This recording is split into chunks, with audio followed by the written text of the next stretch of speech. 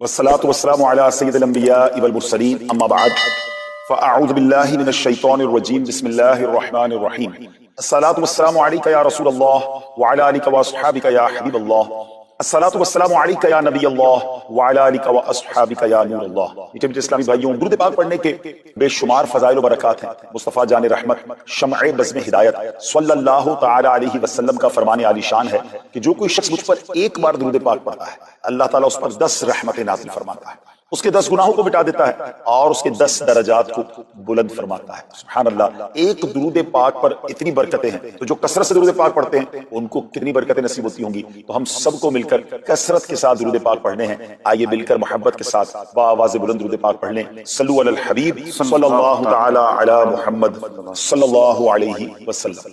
میٹھے میٹھے اسلامی بھائیو، آج جو ہمارا بیان کا موضوع ہے کہ رمضان کا استقبال کیسے کیا جائے، رمضان کی پریپریشن کیسے کی جائے۔ دیکھیں، ہمارے گھر پہ جب کوئی مہمان آتا ہے ہم اس کی تیاری کرتے ہیں، اس کے لیے ہم ایک اچھی یوں سمجھیے کہ پریپریشن کرتے ہیں، اور جیسا مہمان ویسی تیاری۔ جس کے لیے دل میں زیادہ محبت ہوتی ہے اس کے لیے ہم زیادہ تیاری کرتے ہیں۔ تو اب ذرا آپ سوچئے کہ ایسا مہمان جو ہماری مغفرت کروانے آ رہا ہے، ایسا مہمان جو ہمیں بخشوانے آ رہا ہے، تو پھر ہمیں اس کے لیے کتنی کوشش کرنی چاہیے۔ تو آج یہاں پر جو ہم حاضر ہوئے ہیں، اللہ کرے کہ ہم رمضان کا صحیح معنوں میں استقبال کرنے میں کامیاب ہو جائیں۔ رمضان اللہ کا احسان ہے۔ رمضان کی اہمیت کو سمجھنے کے لیے یہی کافی ہے کہ پیارے آقا علیہ الصلوۃ والسلام فرماتے ہیں کہ اگر میری امت کو معلوم ہوتا کہ رمضان کیا ہے تو وہ تمنا کرتے کہ سارا سال ہی رمضان۔ سبحان اللہ، مولا علی شیر خدا کرم اللہ تعالی وجہ الکریم کا یہ قول کتنا نرالا ہے۔ آپ فرماتے ہیں اگر اللہ تبارک و تعالیٰ کو اس امت کو عذاب دینا ہوتا تو اس امت کو رمضان اور سورہ اخلاص عطا نہ فرماتا۔ اس کا مطلب کیا ہوا کہ یہ بخشوانے، عذاب سے بچانے کے لیے آ رہا ہے، رحمتیں برسانے کے لیے آ رہا ہے۔ کاروباری لوگ بھی مجھے سن رہے ہوں گے، جس علاقے میں جس اسٹور پر کوئی ڈسکاؤنٹ ہوتا ہے، کوئی اسکیم ہوتی ہے، فائدہ ہوتا ہے، ادھر پہنچ جاتے ہیں۔ رمضان ایک ایسی اسکیم ہے، رمضان ایک ایسا بینیفٹ دیتا ہے کہ احادیث میں مضمون ہے کہ فرض کا ثواب 70 گنا کر دیا جاتا ہے، نفل کا ثواب فرض کے برابر کر دیا جاتا ہے، شیطان کو بند کر دیا جاتا ہے، جہنم کو تالے لگا دی جاتے ہیں، جنت کے در کھول دیے جاتے ہیں۔ روزہ دار کے منہ سے جو اسمیل آتی ہے، جو بو آتی ہے، بعض اوقات ہم کہتے ہیں پیسٹ نہیں کر سکے پورا دن، منہ سے اسمیل آ رہی ہے، سنیے یہ اسمیل جو ہے یہ اللہ کے نزدیک مشک کی خوشبو سے بھی زیادہ بہتر ہے۔ ذرا آپ غور تو کیجئے، ہر سجدے پر 1500 نیکیاں دی جاتی ہیں، ہر سجدے پر سرخ یاقوت کا جنت میں ایک محل بنا دیا جاتا ہے۔ اتنی نیکیاں، پھر وہ کتنا بدنصیب ہے جو رمضان میں بھی عبادت نہ کرے، رمضان میں بھی اللہ کو راضی کرنے میں کامیاب نہ ہو۔ روزانہ افطار کے وقت 10 لاکھ گناہگار بخش دیے جائیں، اور جناب ہر جمعے کو جب رمضان میں جمعہ آئے تو ہر لمحے 10 لاکھ گناہگار بخشے جائیں، تو کروڑوں اربوں لوگوں کی بخشش گویا رمضان میں ہونی ہے۔ تو پھر ہمیں اس کی کیسی تیاری کرنی چاہیے، کتنا ثواب کمانے کے بارے میں سوچنا چاہیے۔ لیکن یہاں ایک اور بڑی امپورٹنٹ بات ہے، ایک تو رمضان میں نیکیاں کرنی ہے، دوسرا بڑا کام یہ کرنا ہے کہ ہمیں رمضان میں گناہوں سے بچنا، کیونکہ عادتیں تو ساتھ ہی لگی ہوئی ہیں نا۔ شیطان بند ہے لیکن ہماری اپنی عادت ہے، جس کی روز حرام دیکھنے کی عادت ہے، حرام سننے کی عادت ہے، حرام بولنے کی عادت ہے۔ ایسا تو نہیں ہوگا نا چاند آتے ہی سارے سوئچ آف ہو جائیں گے، وہ عادتیں ساتھ ہی چل رہی ہوتی ہیں۔ غور کیجئے کہ رمضان میں جو گناہ کرتا ہے نا، اس کا عذاب بھی بڑھ جاتا ہے، اس کی پنشمنٹ بھی بڑھ جاتی ہے۔ یہ ایسے ہی ہے کہ کوئی مسجد کے اندر آ کے گناہ کرے، آپ کہیں گے نا یار خدا کا خوف کرو، مسجد میں ایسا کام کر رہے ہو۔ کوئی مکہ شریف حرم میں اندر جا کر گناہ کرے تو کتنا شدید ہو جائے گا وہ۔ تو رمضان جب اتنا مقدس مہینہ ہے، اس میں گناہ کرنا، اس کی پنشمنٹ بھی زیادہ ہے۔ ایک بار مولا علی شیر خدا کرم اللہ تعالی وجہ الکریم نے ایک قبر والے کا حال دیکھا، اور دیکھا اس قبر والے پر عذاب ہو رہا ہے، اور وہ چلانے لگا، عرض کرنے لگا، اے علی میری مدد فرمائیے، اللہ کی بارگاہ میں سفارش کیجیے۔ مولا علی شیر خدا نے ہاتھ اٹھائے کہ اے مولا اسے بخش دے۔ ارشاد ہوا اے علی اس کی سفارش نہ کریں۔ عرض کی مولا وجہ کیا ہے؟ ارشاد فرمائے رمضان کے روزے تو رکھتا تھا مگر رات گناہوں سے باز نہیں آتا۔ روزے رکھ کر گناہ کرنے والے کو اتنا عذاب، تو جو روزے ہی نہ رکھے، ایسے بھی لوگ ہیں جو رمضان میں روزے نہیں رکھتے۔ پلیز اس کو ایزی نہ لیں، ہمیں نہیں معلوم، پتہ نہیں اگلا رمضان پھر نصیب ہوگا کہ نہیں۔ پچھلے رمضان میں کتنے لوگ تھے جو ہمارے ساتھ تھے، اس رمضان میں نہیں۔ اور اللہ پہلے تو ہم یہ دعا کرتے ہیں اللہ ہمیں یہ رمضان بھی عطا کر دے۔ زندگی کا کیا بھروسہ، دنیا کی جو کیفیت ہے آپ کے سامنے ہے، کبھی بھی جا سکتے ہیں۔ تو پھر اس رمضان کو تو سمجھ لیں بس ایک موقع بنا دے، لائف چینجنگ ایکسپیرینس بنا دے، بس اس میں عبادت کرنا، اس میں خوب سجدے کرنے ہیں، اس میں روزے رکھنے ہیں، اس میں تراویح پڑھنی ہے، اس میں گناہ نہیں کرنے ہیں۔ اور آئیے میں آپ کو بتاتا ہوں کہ نبی پاک صلی اللہ علیہ وسلم رمضان کیسے گزارتے تھے۔ ایک مسلمان کے لیے اس سے بہترین رول ماڈل کیا ہوگا کہ رمضان میرے آقا کیسے گزارتے۔ تو مختلف احادیث کا جو سمری ہے وہ یہ ہے کہ نبی پاک علیہ السلام عبادت میں کمر بستہ ہو جاتے، بستر پر کم تشریف لاتے۔ بی بی عائشہ فرماتی ہیں کہ نبی پاک کے چہرے کا رنگ بدل جاتا تھا، متغیر ہو جاتا۔ کیوں؟ نبی پاک پر خوف خدا طاری ہوگا، آپ گر گڑاتے، آپ رات بھر التجائیں کرتے۔ میرے آقا رو رو کر دعاؤں میں رمضان گزارے، چہرے کا رنگ بدل جائے. اور یہاں کچھ لوگ تو وہ ہیں کہ جن کا وزن ہی بڑھ جاتا ہے رمضان کا. اتنا کھانا کھانا ہے، سحری میں زیادہ کھانا ہے کہ سارا دن بھوکا رہنا ہے، افطار میں اس لیے زیادہ کھانا ہے کہ پورا دن بھوکا رہتے ہیں، پھر رات کو 2-3 بار مزید کھانا ہے کیونکہ کل روزہ رکھنا ہے. رمضان فوڈ فیسٹیول نہیں ہے، رمضان عبادت کے لیے آیا ہے. لوگ تیاری کر رہے ہوں گے بھی رمضان کی، وہ کیا کر رہے ہوں گے کہ افطار میں کیا پکانا ہے، سحری میں کیا پکانا ہے، کون سا آئٹم شارٹ ہے.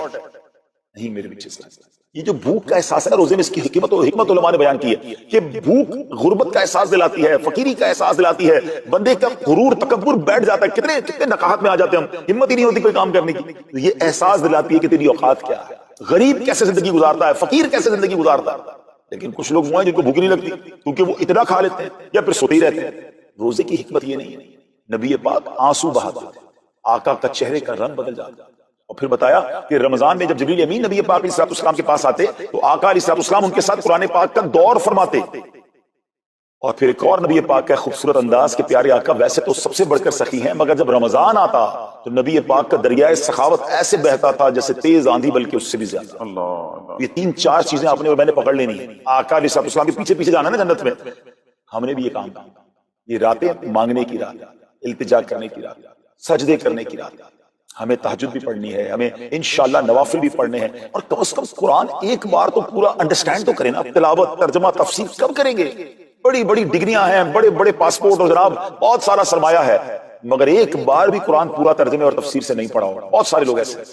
ذرا سوچئے نا. اچھا یہ مہینہ نزول قرآن کا مہینہ ہے، رمضان اور قرآن کو جو خاص نسبت حاصل ہے نا، تو اس مہینے میں قرآن کو پکڑ لیں. آئے اللہ کرے رمضان قرآن کے ساتھ گزرے، ہماری صبح قرآن کے ساتھ ہو، ہماری شام قرآن کے ساتھ، ہم قرآن سمجھنے والے بنے.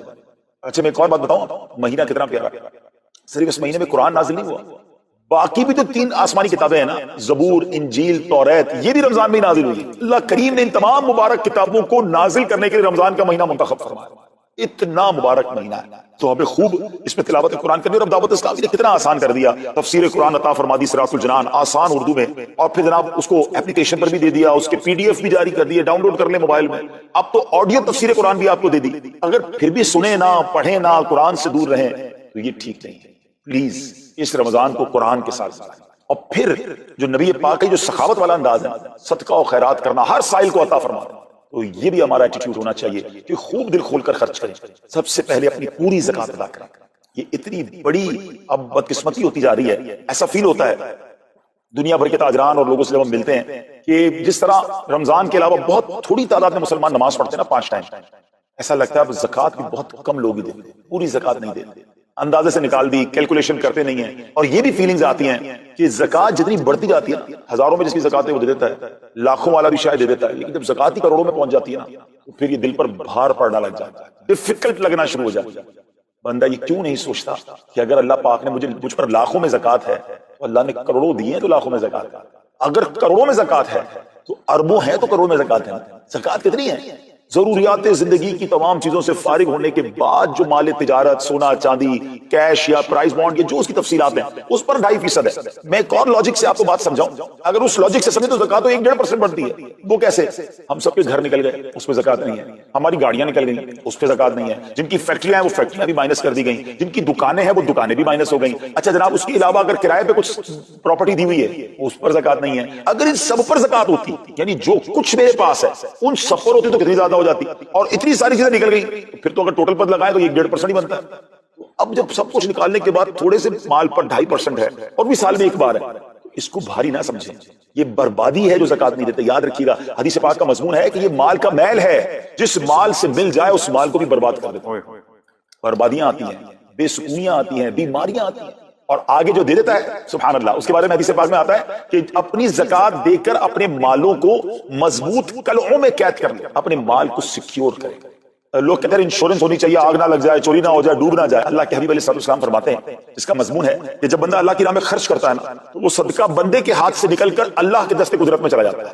اور اللہ کریم تمہارے صدقوں کو پالتا ہے جس طرح تم اپنے جانور کے بچوں کو پالتے ہو. بچہ ہوتا ہے نا جانور کا، بڑا ہو جاتا ہے. فرمایا بندہ کھجور کا صدقہ دے گا اللہ پہاڑ جتنا عطا فرمائے، اس دن بھی ملے گا اور ملٹیپلائی ہو کر ملے گا. اچھا جو ادھر خرچ کیا ادھر کیا ملے گا؟ ادھر بھی نبی پاک علیہ السلام فرماتے ہیں جس کا مضمون ہے میں قسم کھا کر کہتا ہوں، یعنی نبی پاک تو جو فرمائے حق ہے. اس حدیث میں تو آقا علیہ السلام قسم اٹھا رہے ہیں، میں قسم کھا کر کہتا ہوں کہ اللہ کی راہ میں خرچ کرنے سے مال کم نہیں ہوگا، نہ ادھر کم ہونا ہے اور ادھر بھی ملنا ہے، تو پھر تو سودا اب کتنا نفع والا ہے۔ اور یہ آپ چیک کر لیں پوری دنیا میں جہاں مجھے سنا جا رہا ہے کہ جو لوگ پوری زکات دیتے ہیں نا ان کا مال ملٹیپلائی ہوتا ہے، اگلے سال زیادہ زکات دے رہے ہوتے ہیں۔ زیادہ زکات کیسے ہو گئی؟ کیونکہ مال بھی بڑھ گیا، تو ادھر بھی بینیفٹ ہے ادھر بھی بینیفٹ ہے، نقصان کا سودا ہی نہیں ہے۔ پھر چاہتے ہو بلاؤں سے بچ جائیں، روایتوں کا مضمون ہے کہ صدقہ بلا اور بندے کے بیچ میں آ جاتا ہے، بلا اترتی ہے صدقہ روک لیتا ہے، لڑائی کرتا ہے اس سے، اور بندے پر بلائیں اور پرابلمز اور ڈیفیکلٹیز آنے سے اس سے روکتا ہے۔ اگر چاہتے ہیں کہ برائیوں کے دروازے بند رہیں، چاہتے ہیں کہ بری موت سے بچیں، چاہتے ہیں کہ رزق میں اضافہ ہو، چاہتے ہیں کہ بلاؤں سے بچیں، ادھر بھی مال میں اضافہ ہو ادھر بھی خزانے ملیں، تو اللہ کی راہ میں دل کھول کر خرچ کریں۔ اور یہ مہینہ it's the right month for generosity، یہ بہترین مہینہ ہے سخاوت کرنے کا، کیونکہ نبی پاک کا یہ انداز تھا کہ رمضان میں خوب سخاوت فرماتے، غریبوں کی مدد کریں، ایسی مدد کریں کہ چہروں پہ مسکراہٹیں آ جائیں، لوگوں کے دسترخوان اچھے ہو جائیں، ان کے گھروں میں بھی کچھ اچھے کھانے پہنچ جائیں۔ اور اس میں سب سے بہترین طریقہ یہ ہے کہ اپنے غریب رشتہ داروں کو آپ مدد کریں، اگر وہ مستحق ہے نا زکات کی تو حق ہے کہ سب سے پہلے اپنے غریب رشتہ داروں کو، پھر زکات بچ جائے۔ عاشقان رسول کی عظیم الشان بڑی تحریک دعوت اسلامی آپ کے سامنے ہے جو دین متین کی خدمت۔ ماہ رمضان ہم پر پتہ ہے کتنی بڑی مہربانی کی گئی ہے، ثواب بڑھا دیا، کتنا ثواب بڑھا ہے۔ حدیثوں میں مضمون ملتا ہے کہ رمضان میں نفل کا ثواب فرض کے برابر، فرض کا ثواب 70 گنا کر دیا جاتا ہے۔ رمضان میں روزہ دار کا سونا بھی عبادت ہے۔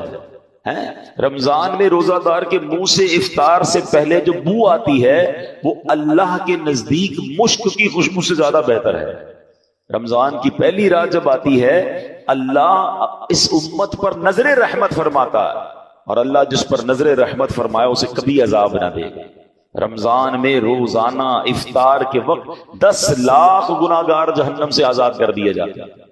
کیسے پیکج ہے؟ اچھا، رمضان میں جب جمعے کا دن آتا ہے یعنی جمعرات کی مغرب سے جمعہ کی مغرب تک ہر گھڑی 10 لاکھ بخشے جاتے ہیں۔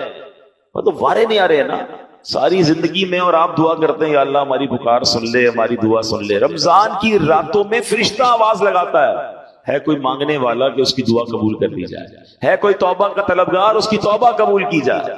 مگر سچ بتاؤ اس اسکیم سے کتنے لوگ فائدہ اٹھاتے ہیں؟ پھر رمضان کا پہلا عشرہ رحمت، دوسرا عشرہ مغفرت، آخری عشرہ جہنم سے آزادی کا عشرہ، آخری عشرے میں 5 طاق راتوں میں ایک رات وہ جسے لیلۃ القدر کہا گیا، 1000 مہینوں سے بہتر رات۔ اللہ اکبر، کتنی مہربانی کی اللہ نے ہم پر، یعنی ہر وہ سامان کر دیا گیا کہ میرا بندہ بخشا جائے۔ مگر سچ بتاؤ جو اس میں بھی نہ بخشا گیا، جو اس میں بھی غفلت کر لے تو اس کا کیا بنے گا؟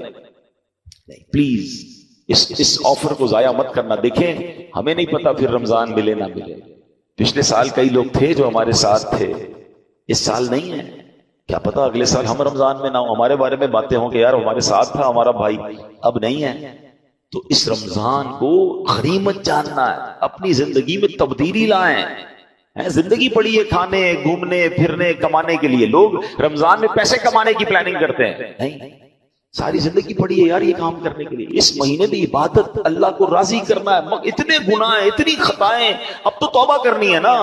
کہ رمضان میں نمازیں پڑھوں اور عبادتیں کروں، رمضان میں نیت کریں کہ ساری نمازیں باجماعت پڑھیں اور پوری تراویح پڑھیں۔ ہاں یہ بڑی گڑبڑ ہو گئی آج کل، لوگ تراویح میں ڈنڈی مارنے لگ گئے۔ ایک تو ٹرینڈ آ گیا 3 روزہ تراویح، 5 روزہ تراویح، 7 روزہ تراویح۔ ٹھیک ہے اگر آپ 3 روزہ 5 روزہ پڑھ رہے ہیں، لیکن اس کا مطلب یہ نہیں کہ اس کے بعد باقی تراویح معاف ہو گئی ہے۔ تراویح چاند رات تک، عید کی چاند نظر آنے سے پہلے پڑھنی ہے، جس دن چاند نظر آ گیا اس دن نہیں پڑھنی، باقی پڑھنی ہے، اور 20 رکعت پوری پڑھنی ہے کہ یہ سنت مؤکدہ ہے۔ اچھا اس کے علاوہ سمجھیے نا، حدیث پاک میں آتا ہے جس کا مضمون ہے کہ جو رمضان میں ایک سجدہ کرے اس کو ایک سجدے کے بدلے 1500 نیکیاں ملیں گی۔ ہر سجدے پر جنت میں سرخ یاقوت کا محل عطا فرمایا جائے گا، اور فرمایا ایک درخت ایسا اسے جنت میں دیا جائے گا، اس کا سایہ اتنا بڑا ہوگا، اس کی ڈائمنشن اتنی بڑی ہوگی کہ گھڑ سوار یعنی ہارس رائڈر 500 سال تک دوڑتا رہے اس کا سایہ ختم نہیں ہوگا، یا اتنا سایہ ہوگا۔ اب مجھے بتاؤ یہ ہر سجدے پر انعام، مبارک ہونے جو پوری تراویح پڑھتے ہیں، 20 تراویح پڑھیں تو کتنے سجدے ہو گئے؟ 40 سجدے ہو گئے، 40 سجدے پر 1500 نیکیاں ملے تو 60,000 نیکیاں، 40 جنت کے گھر، 40 جنت کے درخت ملتے ہیں اس کو جو پوری تراویح پڑھتا ہے۔ اب کچھ لوگوں نے 8 پڑھ کے چلے جانا ہے تو خود سوچے کتنا بڑا لاس کر رہے ہو اپنا، جو پڑھتے ہی نہیں وہ خود سوچیں گے کتنا، بلکہ میں تو کہتا ہوں صرف تراویح کیوں، تہجد پڑھنا رمضان میں آسان ہو جاتا ہے، بندہ جو ہے وہ سحری میں تو اٹھتا ہی ہے، تو 2 رکعت تہجد پڑھ لے، 4 رکعت پڑھ لے، 12 رکعت تک پڑھی جا